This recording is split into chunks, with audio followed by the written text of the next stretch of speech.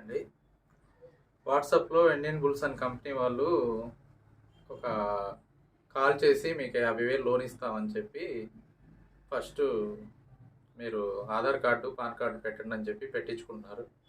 పెట్టిన తర్వాత loan approval అయింది సార్, మీకు ఇన్సూరెన్స్ చేస్తాము, ఆ ఇన్సూరెన్స్ మీద మీకు లోన్ ఇవ్వబడుతుందని చెప్పి ఆ ఇన్సూరెన్స్ మనకు వాట్సాప్‌లో పెడుతున్నారు. పెట్టిన తర్వాత దానికి ఒక 3,250 రూపాయలు కట్టమని చెప్పి ఛార్జ్ చేయండి సార్. ఛార్జ్ చేస్తే మీరు ఛార్జ్ చేసిన వితిన్ 15 మినిట్స్లో మీకు అమౌంట్ పడిద్ది అని చెప్పి చెప్తున్నారు.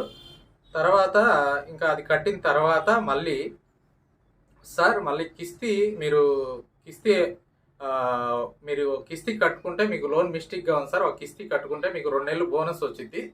బోనస్ వచ్చిన తర్వాత మీరు 2 నెలలు కిస్తీ కట్టే పని ఉండదని చెప్పి 5,550 రూపాయలు కట్టించుకుంటున్నారు సార్. అట్లా కట్టించుకున్న తర్వాత ఇంకా మళ్ళీ ఏం చేస్తున్నారంటే జిఎస్టీ బిల్లు మీకు లోన్ పడాలంటే జిఎస్టీ బిల్లు ఇట్లా 7,750 రూపాయలు ఇట్లా కట్టాలని చెప్పి జిఎస్టీ బిల్ అని చెప్పి ఇట్లా ఛార్జ్ ఇచ్చేస్తున్నారు.